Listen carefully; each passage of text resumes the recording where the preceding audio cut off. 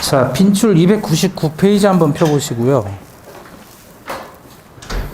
빈출 299페이지에 8번 문제입니다. 빈출 299페이지 8번.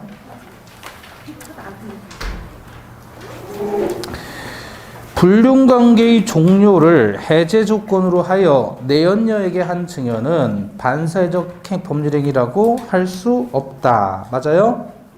틀렸죠? 반사회 질서의 법률행위에 해당합니다. 근데 불륜관계가 종료되잖아요. 그죠?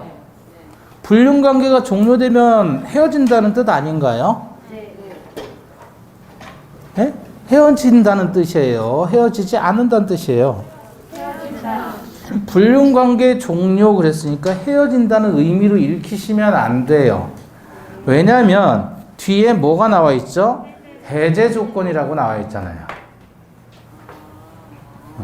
해제 조건은 그냥 조건이 아니고 여기 봐봐요. 효력이 있다가 효력이 소멸하는 조건을 해제 조건이다 이렇게 얘기하잖아요. 그죠? 그러면 증여를 하고 증여의 효력이 없어진다 그거잖아요. 언제 어떤 내용의 조건이 성취되면 불륜관계가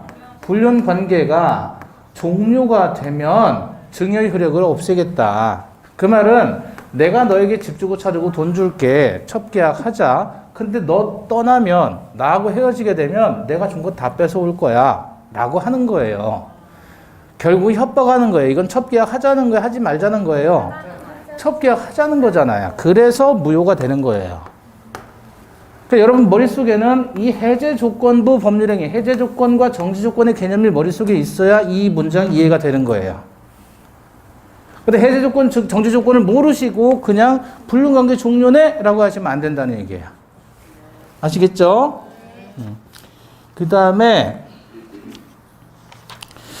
301페이지 보시면 301페이지에 보시면 사례 분석에서 갑이 자기 소유 X 부동산을 을에게 매도하고 대금 수령했는데 이를 알고 있는 병이 적극적으로 권유해서 갑으로부터 부동산 매수하고 수익권 이전 듣기를 했다 그랬죠. 그래서 적극 권유했다 그랬다면 핵심 빈출 첫 번째 사유질서 위반이죠. 그죠? 핵심 빈출 두 번째는 추인해도 무효라 그랬죠. 넘겨보시고 302페이지에 핵심 빈출에서 을은 갑을 대위해서 병에게 수익권 이전 등의 말소를 청구할 수 있을 뿐 병에 대해서 직접 등기에 말소를 청구하지는 못한다 그랬죠. 그 다음에 전득자 보호됩니까? 안 됩니까? 안 되죠. 따라서 스텝 2, 1번 밑에 핵심 빈출 병으로부터 X부동산을 전득한 정은 선이라도 소유권 취득할 수 있다 없다? 없다. 대위하면 취득 못하는 거예요. 핵심 빈출 밑에 만약 병의 대리인 부가 이건 상관없고요. 어쨌든 자 이렇게 해서 이중매매까지 봤습니다.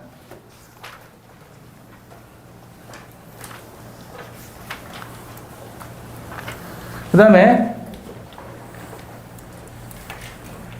31페이지 펴시고 불공정한 법률행위예요. 어떤 사건 떠오르죠? 요거 나오면 네, 김노인 사건 떠오르죠? 김노인이 1억 이상 되는 집을 가지고 있었고 장사장이 이거 얼마에 사요? 1,500만 원에 사죠. 그죠? 그렇게 해서 둘이 뭐 한 거죠? 매매 계약을 했는데 급부와 반대급부가 현저하게 불균형하죠. 1억 이상 나가는 집인데 1,500만 원에 샀다. 지나치게 쌌다. 그거 싸게 샀다. 그거잖아요. 그죠? 그래서 급부와 반대급부를 저울질 해보니까 현저한 불균형이 있었다. 이랬을 때 얘는 폭리행위자이죠. 폭리자이죠. 네? 폭리자이죠. 폭리를 취하는 사람. 그럼 김노인은 피해자죠. 불공정한 법률행위를 다른 말로는 뭐라 그러죠? 네, 폭리행위다 그래요. 폭리행위. 폭리를 취하는 행위다. 그래서 피해자 김노인의 객관적으로 봤을 때는 급부와 반대급부의 현저한 불균형, 급부와 반대급부의 현저한 불균형이 있고 그 다음에 피해자의 뭐가 있어야 돼요? 궁박, 경솔, 무경험. 그죠? 따라서 피해자의 궁박, 경솔, 무경험이 있어야 되고 그럼 이것은 누가 봐도 알 수 있는 요건이죠. 객관적 요건이고 요거는 그 사람에 대한 요건이니까 주관적인 요건이다 이렇게 표현해요. 주관적으로 뭐 해야 돼요? 궁박, 경솔, 무 경험해야 된다. 그럼 김노인은 79세 된 노인이에요. 무식이에요. 평생 농사만 짓고 살았어요. 평생 농사만 짓고 글을 몰라요. 그리고 뭐가 있어요? 예? 뭐가 있어요? 예? 아니, 뭐가 있어요? 치매기가 있어요. 치매기. 치매가 왔단 말이에요. 치매가 왔어요. 예? 그걸 뭐라 그래요? 망령기라 그러죠. 망령기. 예? 망령기. 치매란 말이에요. 망령기가. 잊어버린다는 거예요. 자꾸.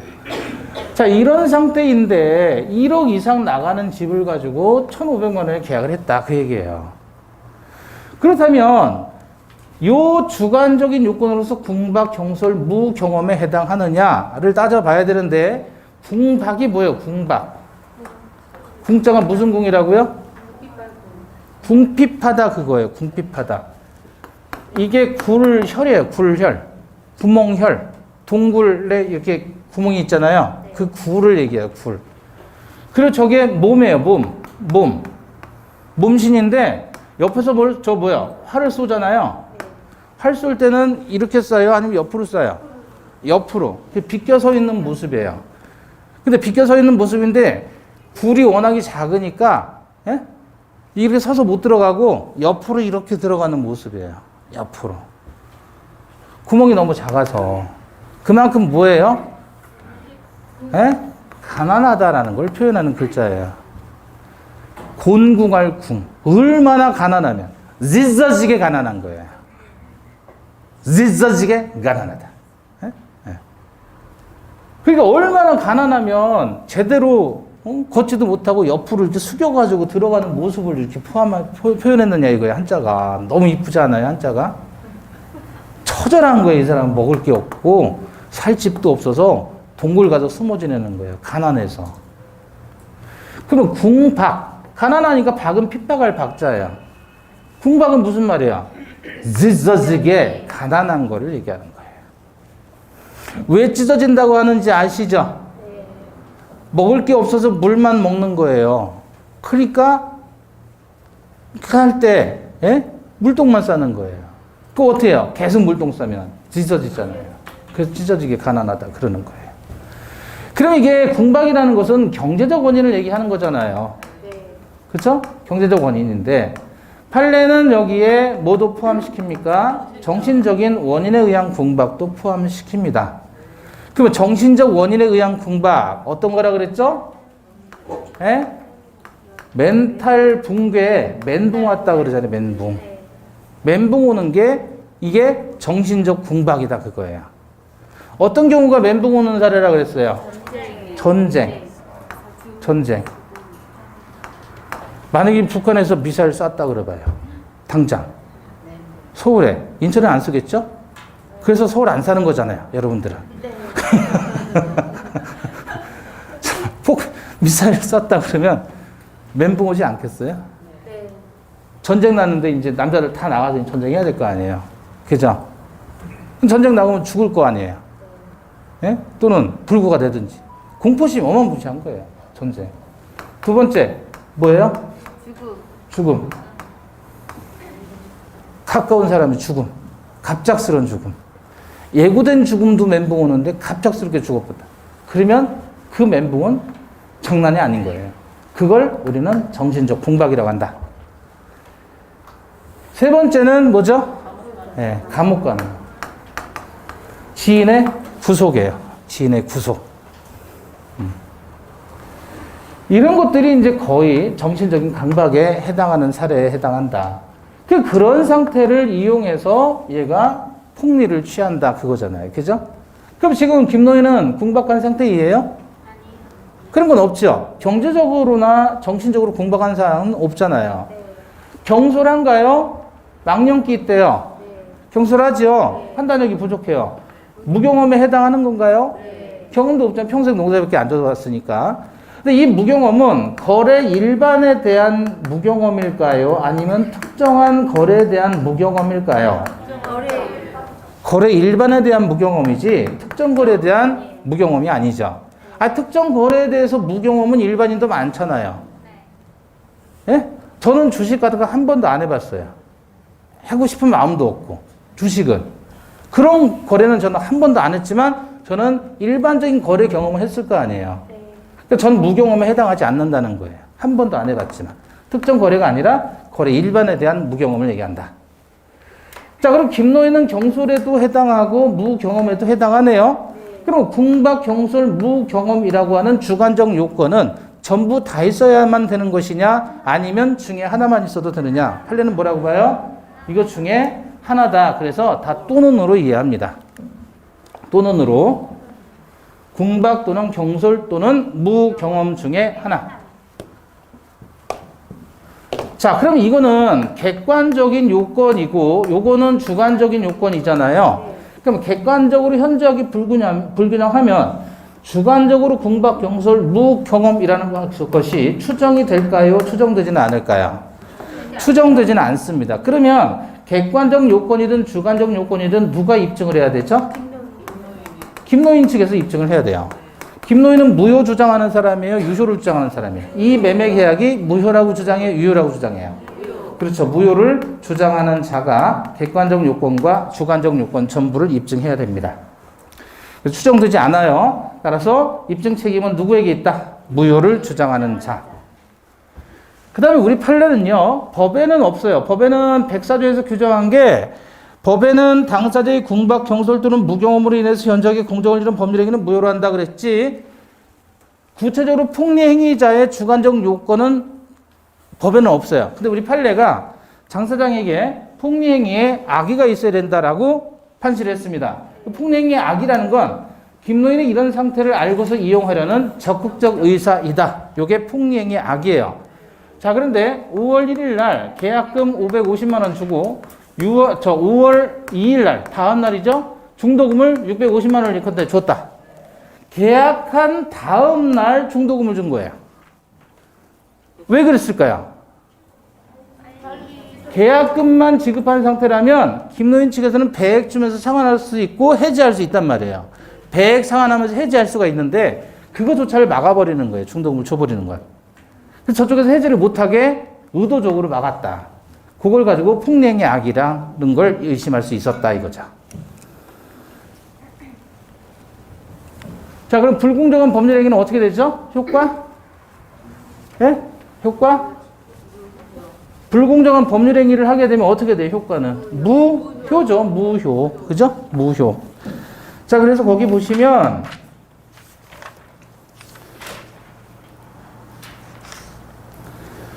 33페이지에 네모 6번의 효과 나와 있죠? 그래서 불공정한 법률행위는 무효이다. 따라서 아직 급부를 이행하지 않을 때에는 쌍방 모두 이행할 필요가 없어요. 권리 의무가 안 생기니까. 근데 문제는 이미 이행했을 때가 문제가 돼요.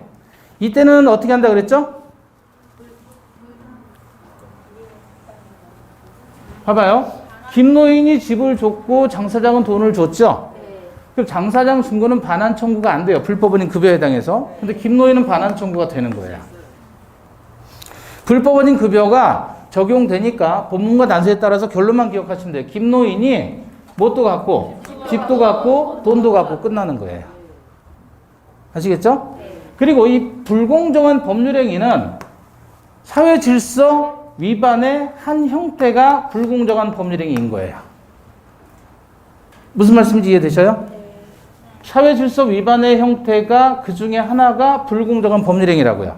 예를 들어서 어떤 경우에 사회 질서 위반이냐면 인륜에 반하는 내용의 계약, 정의관념에 반하는 내용의 계약, 개인의 자유를 심하게 제한하는 내용의 계약, 그리고 불공정한 법률행위도 포함됩니다.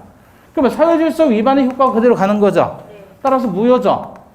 사회질서 위반한 효과가 그대로 가는 거니까 무효고 불법, 원인, 급여가 적용된다 그랬어요. 그죠? 그래서 김노인이 집도 갖고 돈도 갖고 끝난다. 그렇죠? 추인해도 무효죠. 절대적 무효, 상대적 무효. 절대적 무효, 사유질서 위반이니까. 따라서 전의의 제3자에게 대항할 수 있다. 이게 그대로 가는 거예요. 아시겠죠? 그것만 기억하시면 되겠습니다.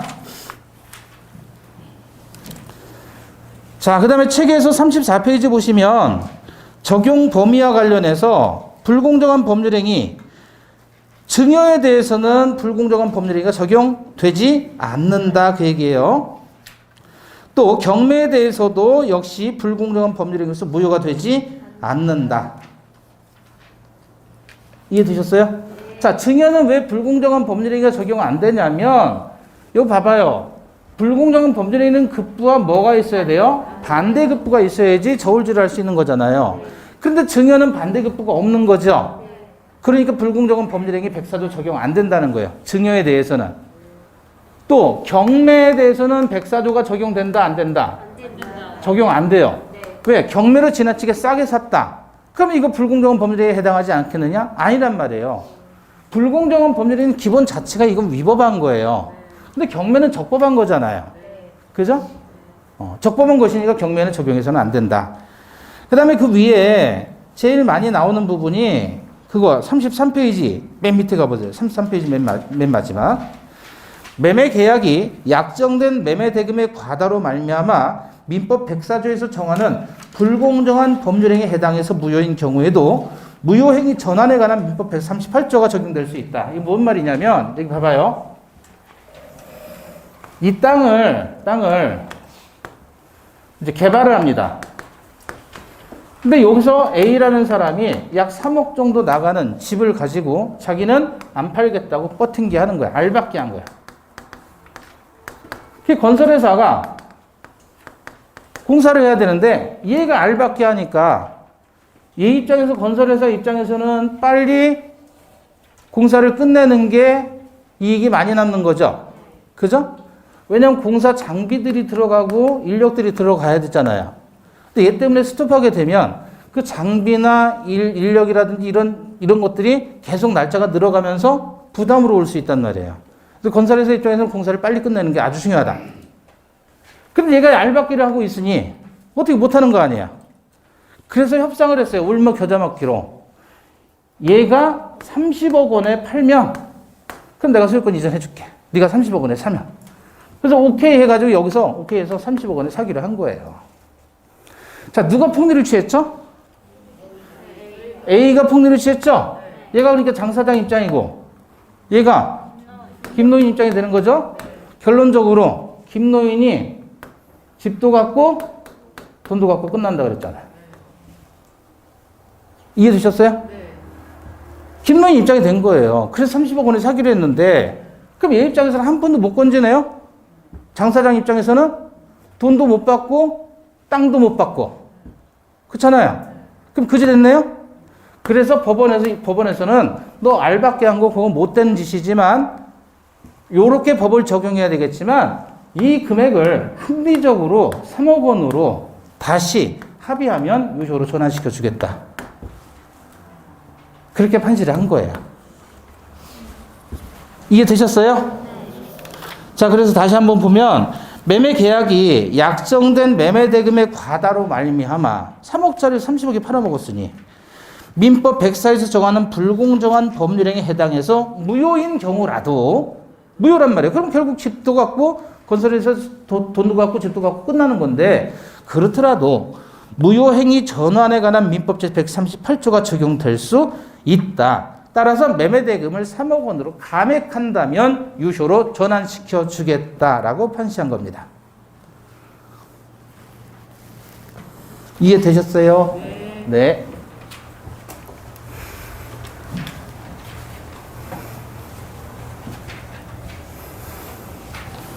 자, 그 다음에 칠판 보시고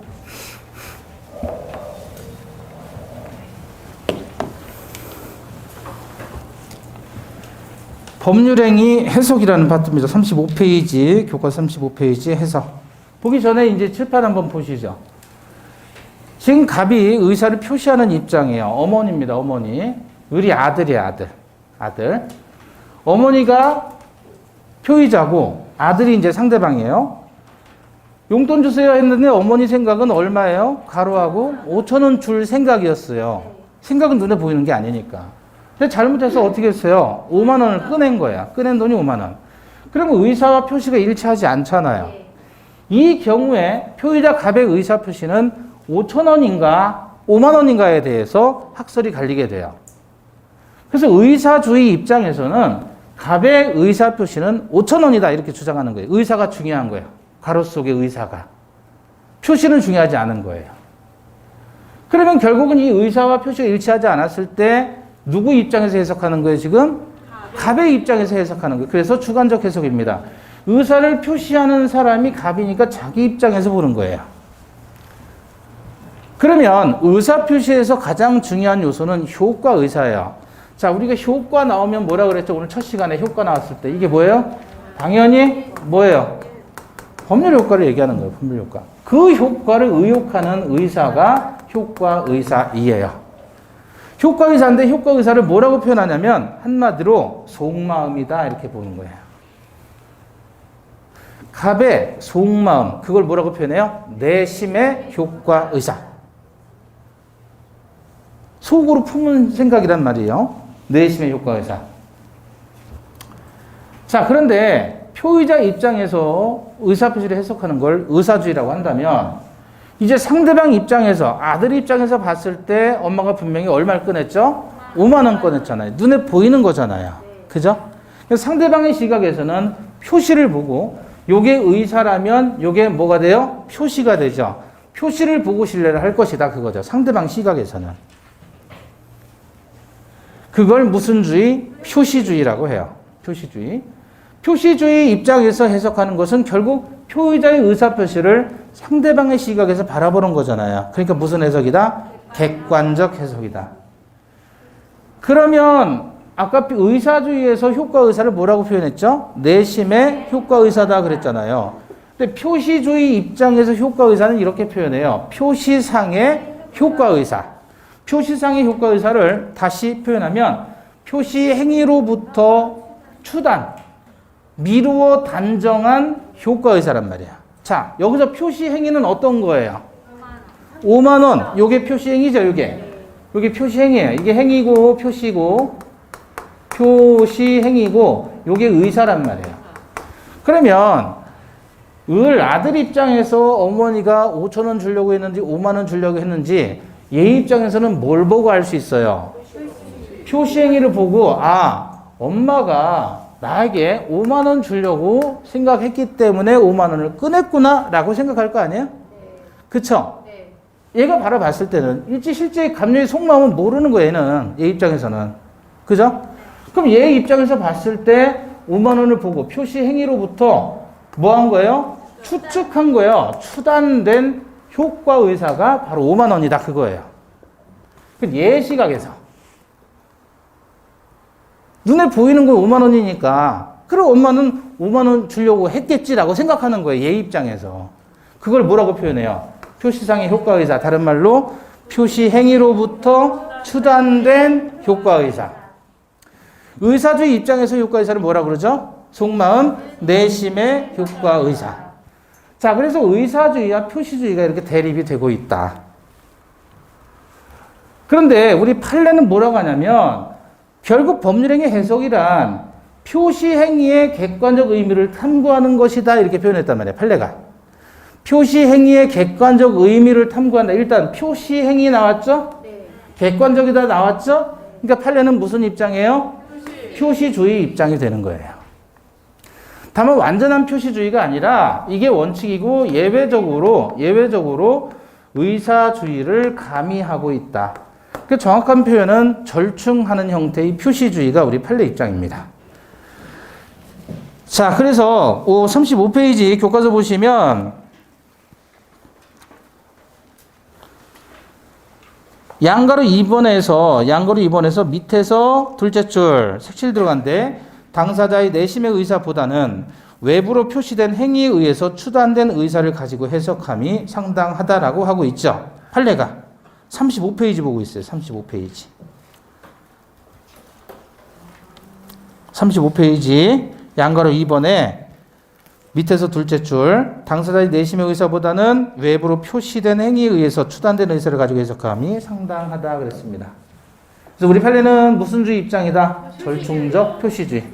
원칙은 표시주의고 예외적으로 의사주의를 가미한다 이렇게 이해하시면 돼요. 자, 그 다음에 36페이지가 보시면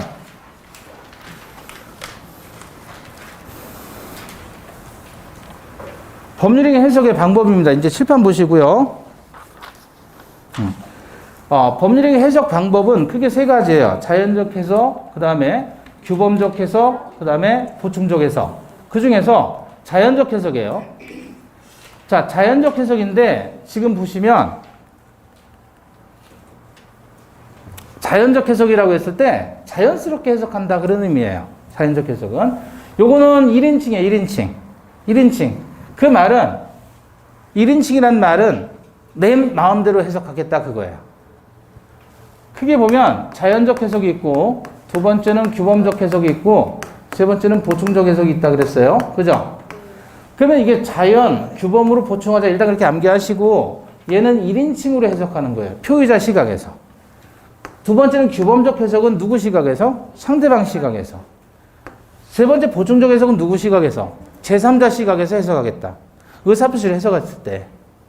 그 중에서 이제 자연적 해석을 보는데 자연적 해석은 말 그대로 자연스럽게 해석하겠다. 그거에 누구 시각에서? 표의자 시각에서. 그러니까 의사대로 해석하는 거예요. 더 엄밀하게 얘기하면 속마음이죠. 내심의 효과 의사를 가지고 탐구하겠다. 아까 그러면 아까 5,000원짜리 주려고 했는데 5만 원짜리 잘못 꺼냈잖아요. 엄마가. 자연적 해석에 의하게 되면 의사표시는 5,000원이에요? 5만 원이에요? 5,000원이 되는 거예요. 그렇게 해석하는 것을 자연적 해석이라고 한다. 그럼 자연적 해석은 언제 하겠느냐 그거죠. 상대방이 없는 경우. 상대방이 없을 때예요. 들어줄 상대방이 없을 때. 그럼 자기 마음대로 표시해도 상관없는 거예요. 예컨대 자기 혼자 방에 있어요. 방에. 갑이 자기 혼자 방에 있습니다. 방에 있는데 방 안에서 밥을 먹어요. 밥을 먹는데 밥을 밥이라고 하기가 재미가 없으니까 밥을 똥이라고 부르고 싶은 거예요. 자기 혼자 있어요. 표시를 뭘로 하든지 간에 얘가 똥으로 표시하든지 간에 뭘 해도 얘가 말하는 건 뭐죠? 밥이잖아요. 표시를 어떻게 하든지 혼자 있을 때에는 당연히 지 마음대로 해석하면 되는 거예요. 이해되셨죠? 근데 문제는 얘가 밖을 나와서 우리라는 친구를 만나서 야 우리 똥 먹자. 똥 먹으러 가자. 저기 똥 잘하는 집 있다. 라고 얘기를 하면 얘는 똥이라고 표현했을 때 똥을 똥으로 알아들어요? 밥을 알아들어요? 똥으로 알아듣는단 말이에요. 그죠? 상대방이 있을 때에는 당연히 표시대로 해석하는 거예요. 상대방이 있으면. 상대방이 없으면 의사대로 해석하면 그만인 거예요. 표시를 뭐라고 해도 상관없어요. 여기까지 이해됐죠? 문제는 얘가 야 똥 먹으러 가자 그랬더니 뭔 소리야 똥을 왜 먹어 그랬더니 우리끼리는 그냥 밥을 똥으로 부르자 라고 이야기를 해주면 얘한테도 똥이라는 표시가 결국은 뭐가 되는 거죠? 밥이 되는 거잖아요. 상대방이 없으면 당연히 의사대로 해석하는 것이고 두 번째 상대방이 설령 있더라도 상대방이 표의자의 진심을 알면 그러면 자연적 해석하는 거예요. 네? 어려워요? 자.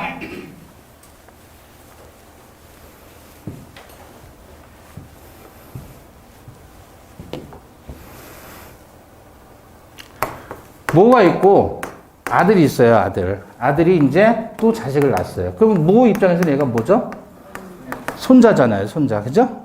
손자. 자식의 자식. 손자. 이뻐요? 안 이뻐요? 이쁘죠? 이 입장에서 그렇게 이쁘잖아요. 저도 저희 딸애가 애기 나면 물고 빨고 죽을 것 같아요. 아주 이뻐가지고. 예.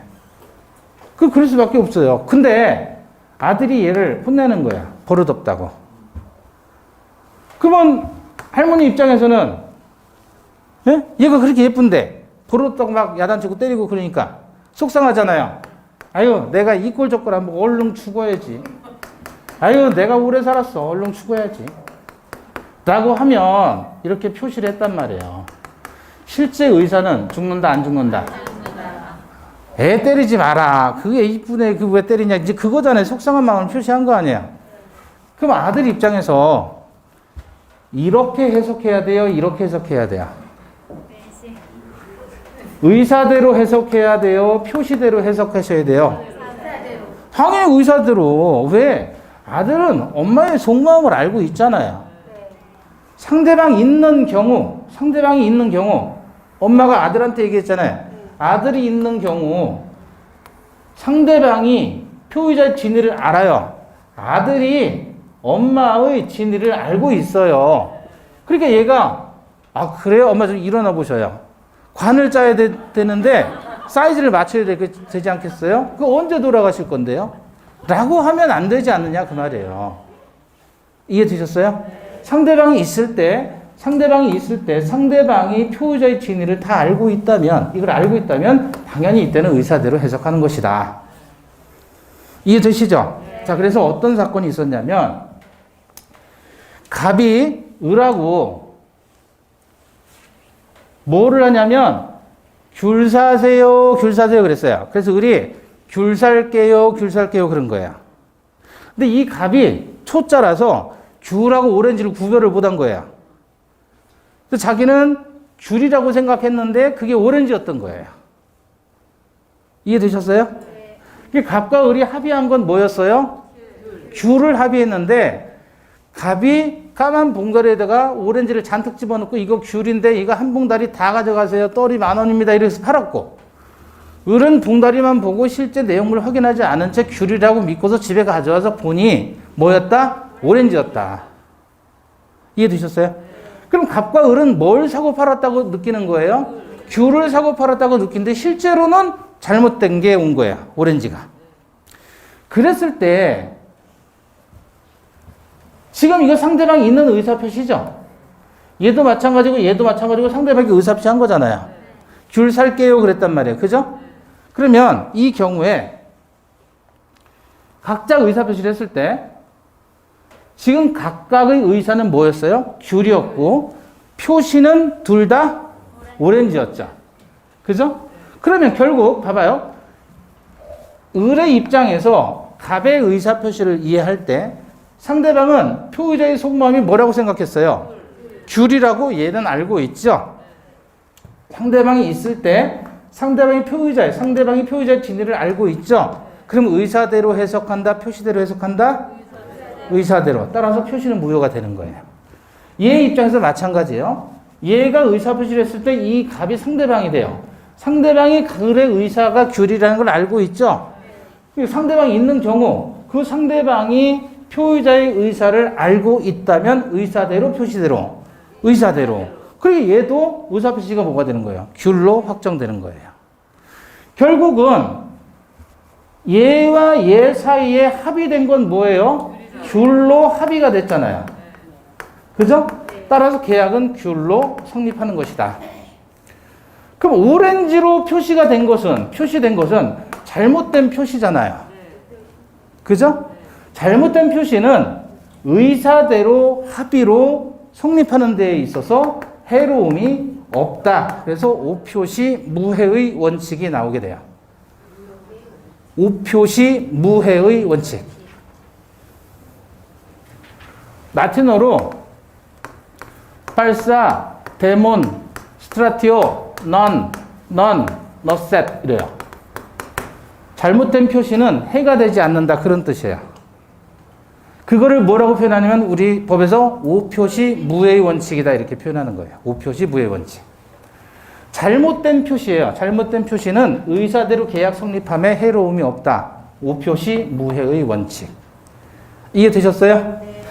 자, 그래서 오표시 무해의 원칙이 바로 어디에 나와 있냐면 36페이지 판례에 나와 있어요.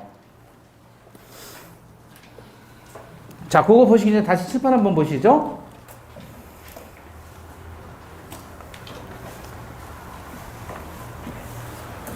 자, 결국 계약은 귤로 성립하는 겁니다. 오표시 무해의 원칙이 뭐냐면 우리가 귤밭이라고 해봐요. 귤밭.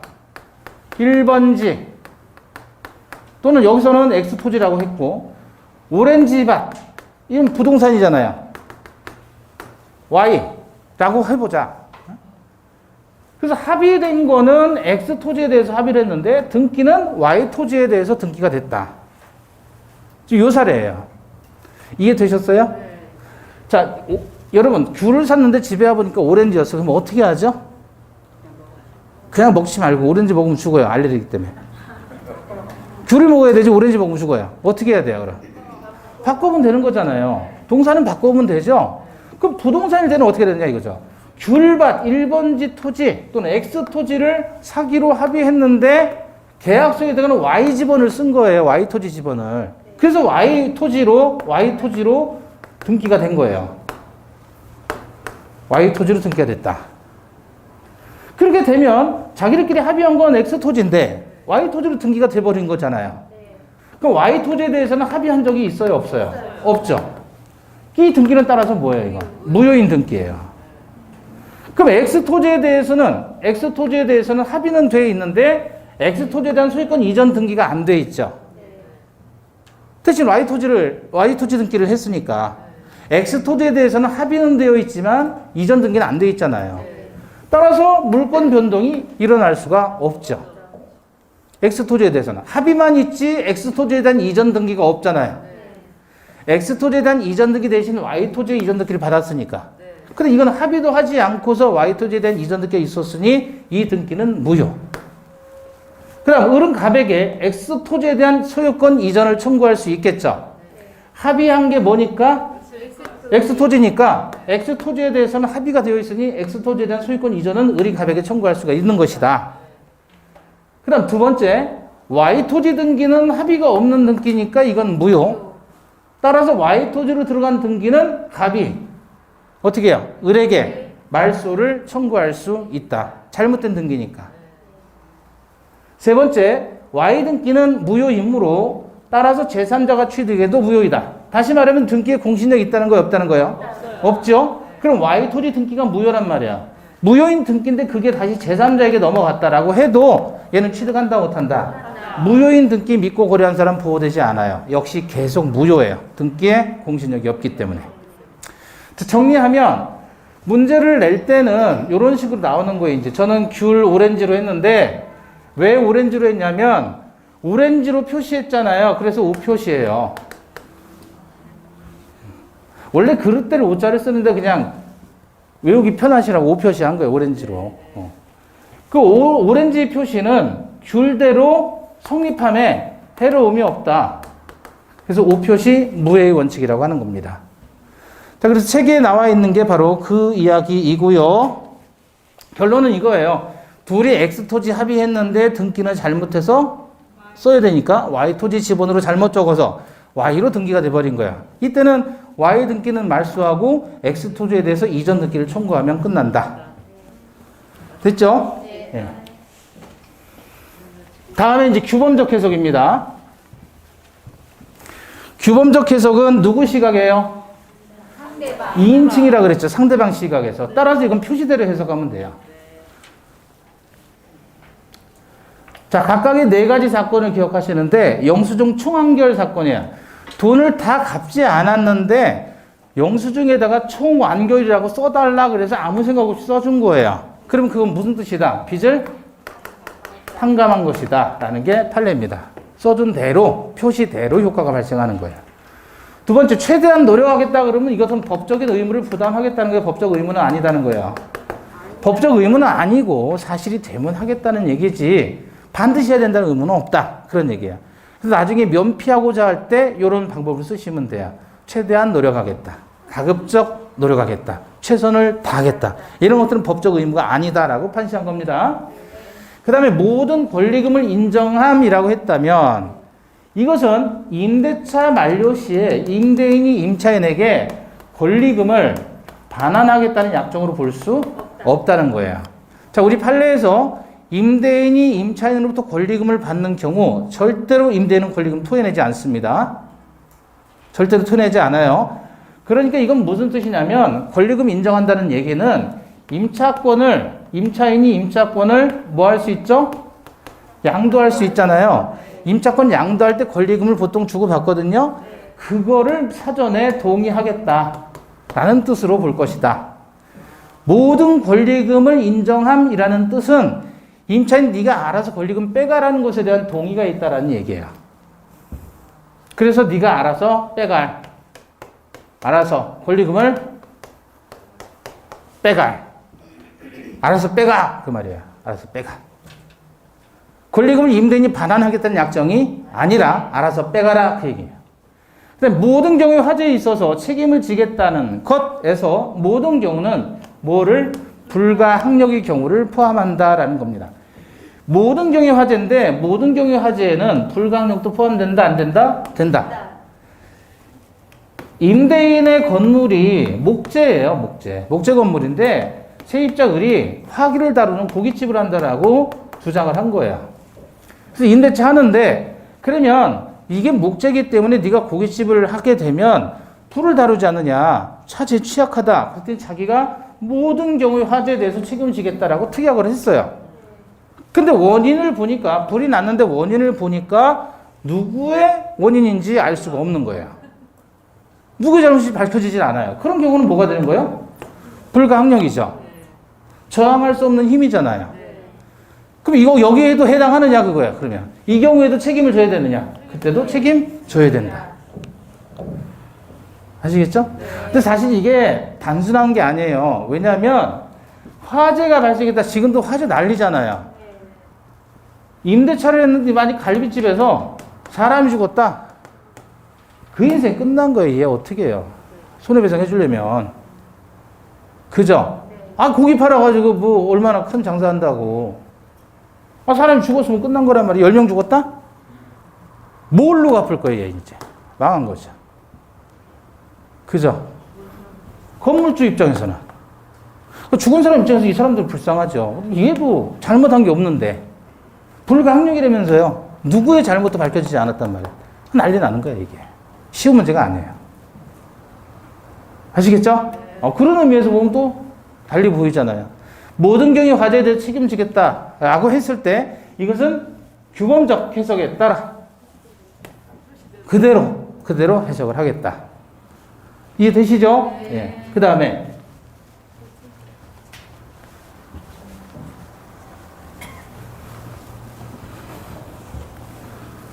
자, 세 번째 보충적 해석이에요. 이건 누구 시각에서? 그렇죠. 2인칭이고 여기는 3인칭이니까 얘는 제3자 시각. 그러니까 피우자 상대방 시각, 요거는 제3자 시각. 제3자는 그 구체적으로 누구를 얘기하냐면 판사 시각에서 보는 거예요. 판사 시각에서. 판사가 재판을 해야 되니까. 그죠? 법률행위의 간극이나 틈을 메꿔주는 형태의 역할을 보충적 해석이다 이렇게 표현해요. 부족할 때 보충합니까? 남아도는데 보충합니까? 부족할 때. 그래서 법률행위가 부족한 공간이 있어요. 그걸 메꿔주겠다는 얘기입니다. 자, 양도소득세 사건은 뭐냐면 양도소득세 사건은 갑이라는 사람이 토지를 팔아요. 농협이 토지를 삽니다. 근데 먼저 얘들이 제안을 했어요. 내가 그 토지를 사겠다. 비싸게라도 사줄게. 그랬더니 안 판다는 거예요, 갑이. 그래서 우리가 네 땅을 비싸게 사줬는데 왜 안 파느냐 그랬더니 얘가 양도소득세를 내면 남는 게 없어 그러는 거예요. 그래서 농협 측에서 좋아 그러면 그 소득세 우리가 세무사에 알아보니까 3억 나온대더라. 포함해서 우리가 15억에 사줄게. 이렇게 해서 이제 계약을 한 거예요. 양도소득세를 누가 낸다고? 농협 매수인이 낸다고. 그죠? 이렇게 해서 매매 계약을 했는데 실제로 보니까 양도소득세가 8억이 나온 거예요. 실제로. 얘도 얼마 나온다고 생각했어요? 3억 나온다고 세무사가 알려줬는데 더 나온 거예요. 5억이. 그럼 이거 누가 내느냐 이거예요. 누가 내느냐. 미소 당사자끼리 양도소득세에 대해서 이렇게 많이 나왔을 때 누가 내기로 미리서 합의를 한 게 있어요? 합의한 게 없어요? 사전에 합의한 게 없잖아요. 공백이 생긴 거예요. 그러면 얘 입장도 아니고 제3자, 법관의 시각에서 해석을 해보자. 얘도 낼 의사가 없지 않았느냐. 따라서 너희들은 차라리 착오를 이유로 뭐 하라는 거야? 취소해버려라. 그래서 착오 취소를 허용해준 사례입니다. 이해되셨어요? 이게 보충적 해석의 사례. 자, 그 다음에 이렇게 사건 하나만 기억하시고 해석의 기준입니다. 마지막으로 해석의 기준.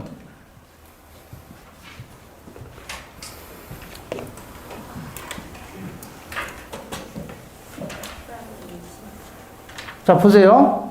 앞에 앞글자 따가지고 어떻게 해요? 목사님이 임신했다. 이렇게 목사님이 임신했다. 임신한 목사 그러면 안 되고요. 당사자의 의사가 제일 먼저의 해석 기준이에요. 당사자 의사. 그 사람의 의사를 가지고 해석하는 게 결국 목적에 부합하는 것이다. 근데 의사 가지고도 안 된다 그러면 이때는 두 번째 뭘 가지고요? 사실인 관습에 따라서 해석을 하는 거예요. 사실인 관습은 두 가지로 보셔야 돼요. 관습법이라는 것하고 사실인 관습하고 달라요. 관습법은 말 그대로 법이에요. 얘는 관행이 있는데 사람들이 그 관행에 대해서 법이라는 믿음이 있습니다. 그러면 관습법이라고 해요. 근데 사실인 관습은 관행만 존재하고 법이라는 믿음은 없어요. 자, 우리 관습법으로 인정되는 게 사실혼 제도가 있어요. 사실혼. 사실혼은 뭐냐면 혼인의 의사 합치가 있어요. 혼인의 의사 합치. 근데 뭐는 안에 있어요? 혼인 신고만 안 한 거예요. 이래도 판례는 부부로서 권리 의무를 인정합니다. 혼인 의사만 있으면 이걸 사실혼이라고 해요. 그죠? 사실인 관습은 관행만 있는 거예요. 관행만. 법이라는 믿음은 없어요. 돌잔치 갈 때 들고 가요? 빈손으로 가요? 결혼식 갈 때 들고 가요? 빈손으로 가요? 개업식 갈 때 들고 가요? 빈손으로 가요? 들고 가죠. 근데 안 들고 빈손으로 오는 사람도 있다, 없다? 있다. 그럼 그걸 법을 위반한 거라고 생각해요? 그건 아니지만 그 인간은 관계를 맺기가 싫죠. 그렇잖아요. 지는 다 받아먹고 내가 필요해서 불렀는데 하나도 안 갖다 주고 안 오고 못 들었다 그러고 그죠? 연락 못 받았다 그러고 그런 건 관행이란 말이지 법은 아니에요. 지금 여기서 해석의 기준이 되는 건 뭐라 그랬죠? 사실인 관습이에요. 사실인 관습. 관습법이 아니고 얘는 법이니까 당연히 법원이 알아야 되겠죠? 그래서 이건 직권조사하는 사항이에요. 법원에서 직권조사를 해야 돼요. 판사 직권으로 조사할 수 있어요. 관습법인지 여부는. 근데 이건 법이 아니죠? 따라서 당사자가 주장하고 뭐 하는 거예요? 입증하는 것이다. 사실인 관습은. 자, 그 다음에 여기 나와 있네. 써놨네.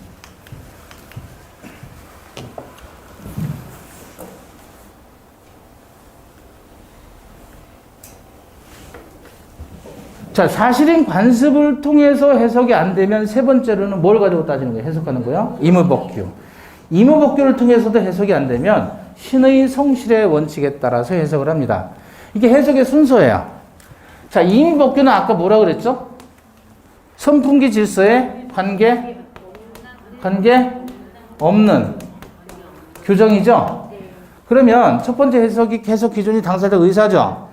이 의사로 해석이 안 되면 두 번째는 사실인 관습으로 해석한다 그랬죠? 즉 관행으로 해석하는 거예요. 이 관행으로도 해석이 안 되면 임의 규정에 따라 해석하고 이걸로도 해석이 안 되면 결국 신의 측에 따라서 해석을 하는데 신의 측은 그냥 상식이라고 보시면 돼요.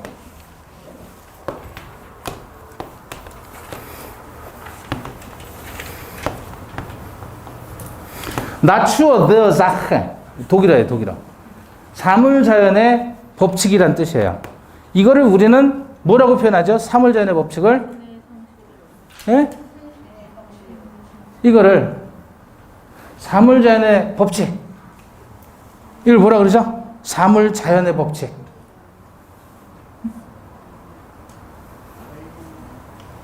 그냥 이게 이거예요. 사물자연의 법칙. 상식이다. 그렇게 이해하시면 돼요. 상식이다. 또는 이걸 가지고 이렇게 표현해요. 사회 통념. 이런 식으로. 사회 통념. 사회적으로 통하는 어떤 믿음. 사물자연의 본질적 법칙. 이렇게 해석을 하는데 그게 일종의 이런 것이다. 그러니까 신의 측이라는 건 그냥 상식에 입각해서 이해하시면 돼요. 상식에 입각해서. 옛날에 제가 처음에 강의할 때 이런 얘기를 했어요. 돈 1,000만 원을 빌렸는데 갚을 때 되니까 왠지 기분이 나쁜 거예요. 채무자가. 그러니까 다 이런 자리를 바꿔가지고 1,000만 원을 갖다 뿌리는 거예요. 예? 그럼 그거 갚은 거예요? 안 갚은 거예요? 신의식상 그러면 안 된다는 거예요. 상식적으로. 돈 빌려갈 때 1,000만 원 빌려갔으면서 갚을 때 되니까 지 속이 뒤틀린다고 그걸 다 이런 자리로 바꿔가지고 이만큼 보따리를 만들어서 그걸로 갚는다. 이건 상식에 위반된 거죠? 근데 실제 그런 사건이 발생했더라니까. 실제로. 그런 건 신의칙이 위반됐다. 상식이 위반됐다. 그거예요. 자, 다시 여기 봐봐요. 사회 질서와 관계없는 규정과 관행이 있을 때는 무엇에 따라서 해석해야 될까요? 관행이 우선하겠죠. 임의법규와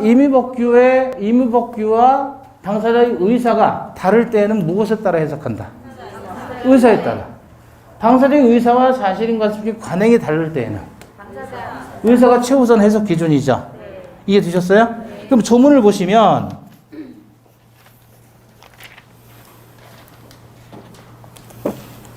맨 뒤에 105조 한번 보셔요.